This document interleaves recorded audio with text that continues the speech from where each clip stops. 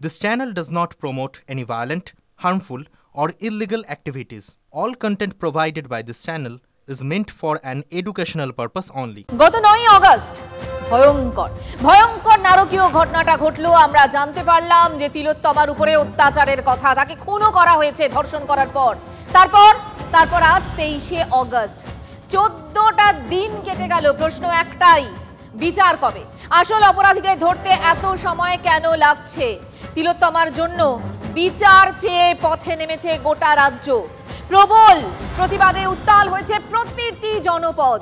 রাজ্য জুড়ে এক অস্থির সময় চলছে। আর সেই অস্থিরতা সামাল দিতে গিয়ে শাসক দল কি খানিকটা বেসামাল?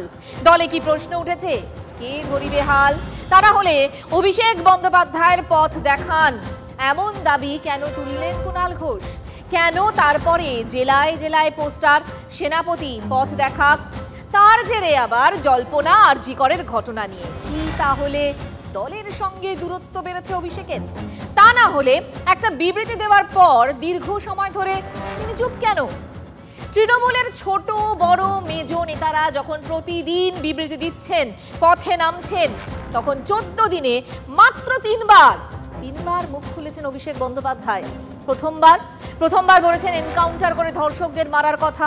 দ্বিতীয়বার 14ই আগস্ট মধ্যরাতে আরজি করে হামলার সময় এক্স হ্যান্ডেলে রাজনীতির রং না দেখে ব্যবস্থা নিতে বলেছিলেন পুলিশকে। আর তারপর গতকাল ফের এক্স হ্যান্ডেলে দেশের বিভিন্ন প্রান্তে ধর্ষণের পরিসংখ্যান দিয়ে 50 দিনের মধ্যে ধর্ষণ মামলার হেস্তনেস্তর করার দাবি তুললেন তিনি। ঘটনাচক্রে তারপরেই প্রধানমন্ত্রীকে চিঠি লিখেছেন মুখ্যমন্ত্রী মমতা বন্দ্যোপাধ্যায়। আর সেই চিঠিতেও অভিষেকের কথারই প্রতিধ্বনি। ফলে আবার প্রশ্ন, তৃণমূল কর্মীদের দাবি মেনে কি তাহলে হাল ধরতে আসরে এলেন অভিষেক বন্দ্যোপাধ্যায়? তাতে কি দলের সঙ্গে প্রশাসনের ফাটল আরো খানিকটা চওড়া হবে, নাকি তৃণমূল শীর্ষ নেতৃত্বের কৌশলী সিদ্ধান্ত এমন, মানে এই সিদ্ধান্তেই এমন ভূমিকা অভিষেকের? আজ এ নিয়েই কথা হবে স্পেশাল 9-এ। আপনাদের সঙ্গে আমি মঞ্জিরা। আমি মনে করি আইনসভায় এমন কঠোর আইন আনা দরকার যেখানে 7 দিনের মধ্যে এই খুনি এবং ধর্ষকদের একদম এনকাউন্টার করে মারা উচিত। তিলোত্তমা কাণ্ডে প্রথমে মুখ খুলে এনকাউন্টারকে আইন সিদ্ধ করার দাবি জানানো, পরে রং না দেখে আরজি করে হামলাকারীদের গ্রেফতারের দাবি, আর এবার সোশ্যাল মিডিয়ায় পোস্ট করে কেন্দ্রের উপর চাপ সৃষ্টি, রাজ্যকে সরব হওয়ার আবেদন। তবে কি অভিষেক বন্দ্যোপাধ্যায় সরকারের সমালোচক নাকি সংকটের সময় দিক নির্দেশক? আরজিকর কাণ্ডে তৃণমূল নেত্রীর ঘোষিত কর্মসূচিতে তাকে রাস্তায় দেখা যায়নি। কুণাল ঘোষের মতো নেতা সোশ্যাল মিডিয়া মারফত তাকে সক্রিয় হওয়ার আর্জি জানিয়েছেন। কিন্তু সত্যিই কি তৃণমূলের সাধারণ সম্পাদক নিষ্ক্রিয়? বৃহস্পতিবার প্রধানমন্ত্রীকে যে চিঠি লিখেছেন মুখ্যমন্ত্রী, তার পিছনে কি অভিষেকের চিন্তার মিল রয়েছে? 90 cases of rapes occur daily throughout the country. Setting up of fast-track special courts for speedy trial should also be considered in the proposed legislation. Trial in such cases should preferably be completed within 15 days.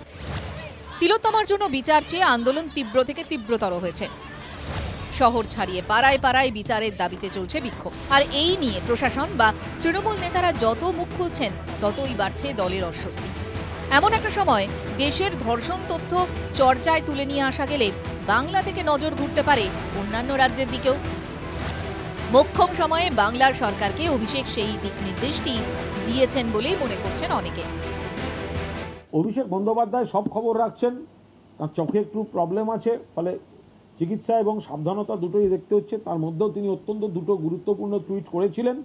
আজকের টুইটটাও সারা দেশের ক্ষেত্রে অত্যন্ত প্রাসঙ্গিক, প্রয়োজন, সময়োপযোগী, শক্তিশালী tweet. এই প্রথম নয়, আগেও বেশ কিছু ক্ষেত্রে অভিষেকের ঘোষিত পন্থা রাজ্যকে গ্রহণ করতে দেখা গেছে। তার তথাকথিত ডায়মন্ড হারবার মডেল অনুসরণ করেই রাজ্য গরিবের বকেয়া দফায় দফায় মিটিয়ে দেওয়ার ঘোষণা করে।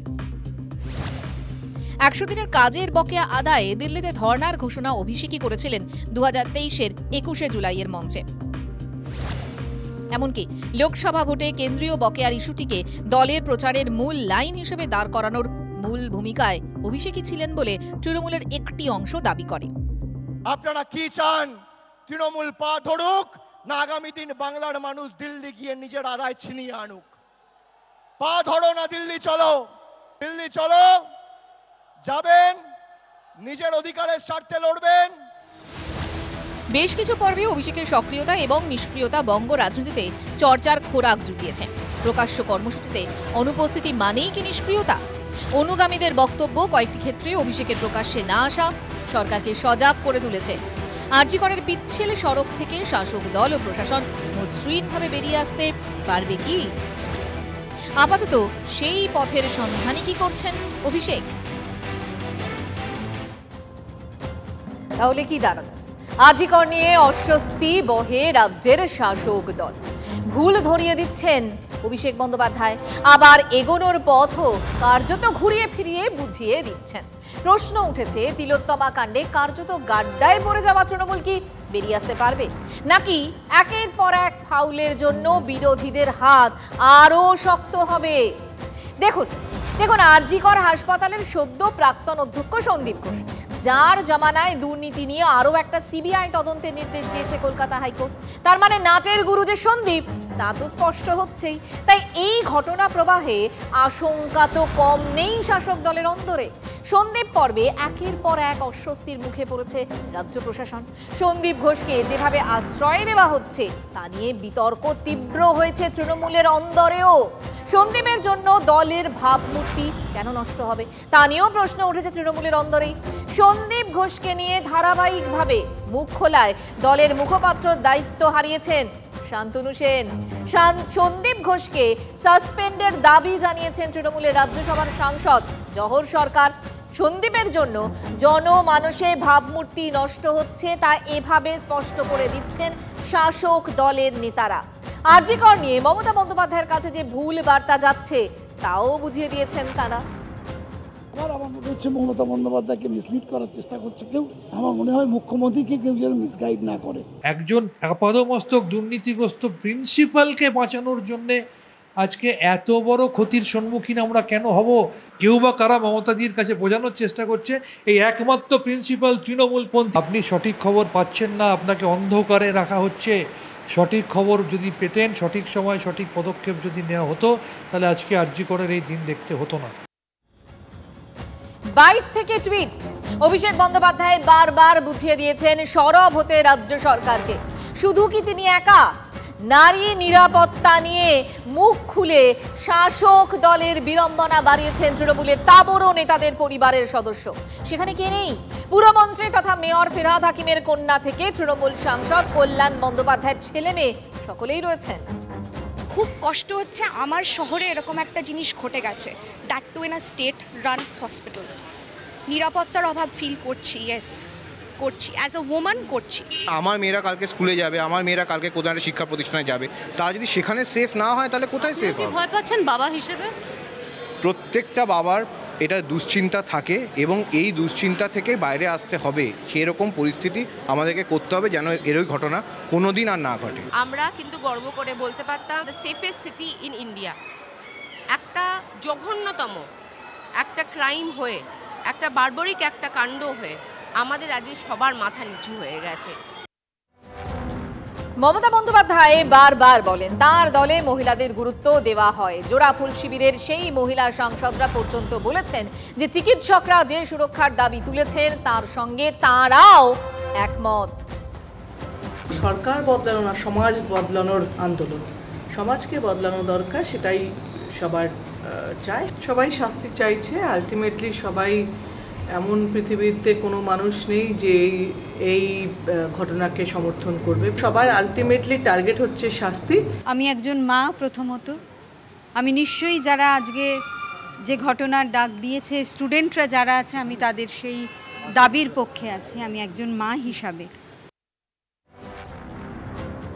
তাহলে কি সন্দীপ ঘোষকে ঘিরে ফাটল তৈরি হয়েছে তৃণমূলে?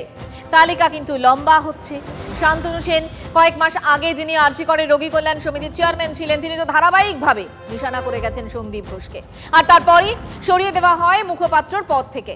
শান্তনুর মতো তার স্ত্রী কাকুলিও যে দলে কোণঠাসা। আমার মেয়ে ওই কলেজেরই একজন ডাক্তারি পড়ুয়া এবং আজ থেকে 7-8 মাস পরে ও পাশ করে যাবে এবং ওকেও নাইট ডিউটি করতে হবে। খুব স্বাভাবিক, আমি মা হিসেবে ওকে নিশ্চিন্তে তো ওকে ডিউটি করতে পাঠাতে পারবো না। একটা ভয়ের বাতাবরণে আছি। আরজিকর কাণ্ডে প্রশাসনের একটার পর একটা পদক্ষেপ নিয়ে জল ক্রমশই ঘোলা হচ্ছে। এই যেমন সেমিনার হলে ভাঙাভাঙি, যেখানে তিলোত্তমার দেহ পাওয়া গিয়েছিল তার পাশে সংস্কারের কাজ নিয়ে তৃণমূলই তো প্রকাশ্যে এই নিয়ে একের পর এক প্রশ্ন তুলেছে। শাসক দলের তরফে গলদ ধরিয়ে দিয়ে বলা হচ্ছে যে বিরোধীদের হাতে অস্ত্র তুলে দেওয়া হলো। স্থানীয় প্রশাসনের কোন নির্বোধ ওইখানে গিয়ে পিডব্লিউডিকে কাজ করতে দেয়? মানে কেন, কিসের জন্য, কেন দেবে? তার সঙ্গে তথ্য প্রমাণ লোপাটের কোনো সম্পর্ক নেই, কিন্তু অকারণ আমরা বিরোধীদের এটা দিয়ে প্রচার করার সুযোগ দিলাম। এটা সম্পূর্ণ ভুল সিদ্ধান্ত হয়েছে। ওই দিনই ভাঙচুর করতে যাওয়ার কি দরকার ছিল? 9 তারিখে তিলোত্তমার ধর্ষণ আর খুন, তারপর একের পর এক ঘটনা প্রবাহ। একটা জিনিস দেখুন, তৃণমূল কিন্তু নিজের ঘরের দিকেই আঙুল তুলছে এবং তা ক্রমাগত তুলছে।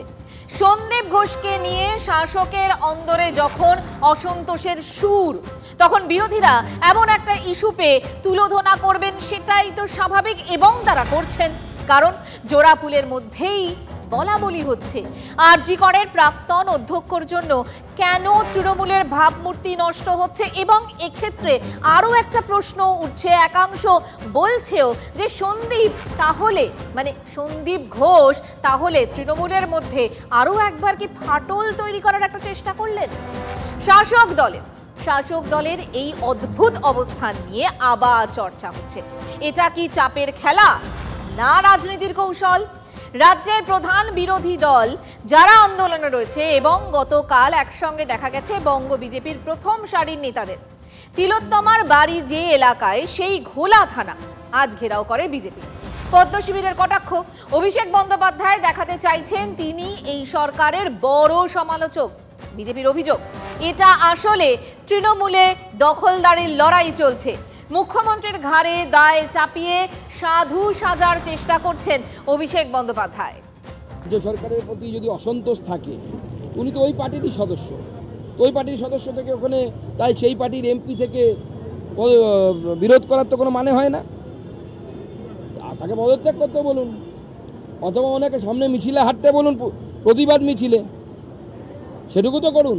বাংলার মানুষের অস্বস্তি বাড়ছে, যতদিন এই মুখ্যমন্ত্রী থাকবে ততদিন বাংলার মানুষের অস্বস্তি আরো বাড়বে। এই ছেলেটি কোনো গুরুত্বপূর্ণ মানুষই নয় বঙ্গীয় সমাজে, তাকে কোনো গুরুত্ব দেওয়ার প্রয়োজন নেই।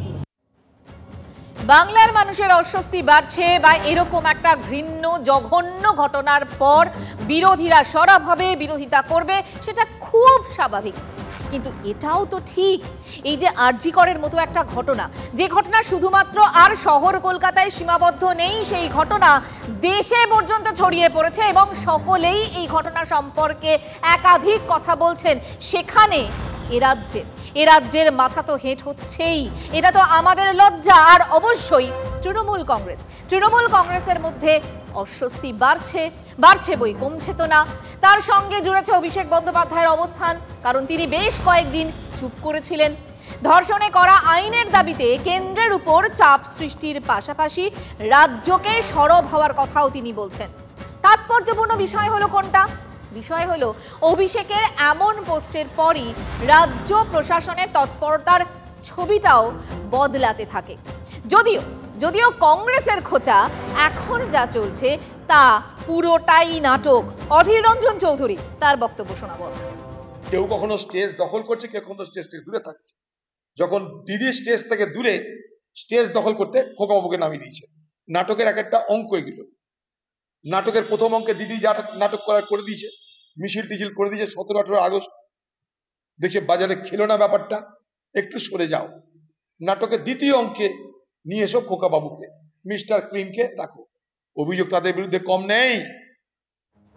যে কথা বলছিলাম যে যাই করুক না কেন বিরোধিতা তো বিরোধিতা করবেই, কিন্তু শাসক দল এই মুহূর্তে যাই করছে তাই কিন্তু ব্যাক ফুটে চলে যাচ্ছে। তাহলে কি দাঁড়ালো এই মুহূর্তের সমীকরণটা কি বলবো। একটা কথা বলাই যায় যে তিলোত্তমার ধর্ষণ খুনে ক্রমশ ব্যাকফুটে শাসক দল। এক ভুল ঢাকতে গিয়ে আর এক ভুল, মানে যে পদক্ষেপ হচ্ছে তাতেই বিতর্ক আর গন্ডগোল। এই পরিস্থিতিতে রাজ্য সরকার একমাত্র স্বস্তি পেতে পারে কিভাবে? রাজ্যবাসীর নজরটা একটু যদি ঘুরে যায়, আর সেক্ষেত্রে দুর্গাপুজোটা একটু যদি এগিয়ে এলে কেমন হয়? এটাই কি ভাবছে এই মুহূর্তে শাসক দল? আপনারাও একটু ভাবুন।